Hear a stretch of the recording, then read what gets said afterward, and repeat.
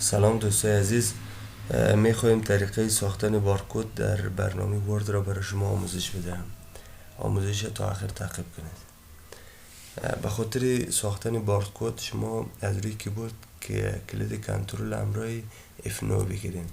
این قوسای متوسط بزرگ ساخته میشه به این شکل فلد. اگر این کار نکرد کنترل Fn همراه F9 را بگیرین باز کار میکنه.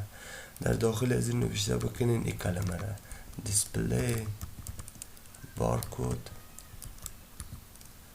دبل کوتشن. داخل دبل کوتشن چیره هر چیزی که میخواین نوشته کنین برش که بارکود ساخته شود.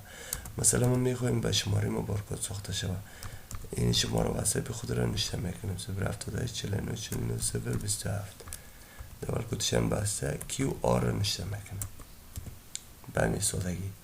بعد از زیر انتخاب بکنین همون یک فاصله هایی که وجود داره و فاصله را هم از انتخاب بیرون کنین باز در آخر در زمان انتخاب. این دفعه آلت همراه F9 بگیرین از روی کیبورد. کار نکرد آلت Fn F9 را بگیرین.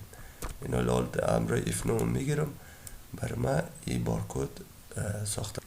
از روی کیبورد آلت همراه F9 میگیرین. دو بار باید بگیرین، یک بار دو بار به شکل جور شد. یکی جور شد نصفش نشان داده نمیشه، من یک بار سوید زیر کم بالا میبرم خلاص بارکود برای ما به شکل نشان داده شد. حالا میتونم میره استفاده بکنم. ایره که من دو استفاده میکنم این در حال انتخاب میشه. من به شکل ایره انتخاب میکنم سکن ما بالا از کلک میکنم انتخاب از روی یک کاپی میگیرم. بعد از اینکه کاپی گرفتم یک انتر میزنم در اینجا ایره من حیث عکس پست میکنم. این من حیث عکس پست شد به شکل مقدار ازی بزرگ است. آماده در قسمت پیکچر از کراپ استفاده بکنیم. ایره فقط تا این قسمت را انتخاب بکنین، ایره باز بروش بکنین. بعد از اینکه ایره اوکی بگین.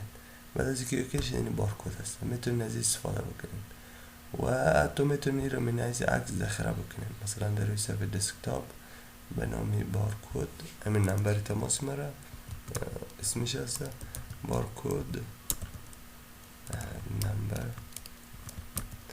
و یه اسمی را ذخیره میکنم PNG سیو میکنم. در روی صفحه دسکتاپ میایم به این شکل بارکود ما شما آماده است.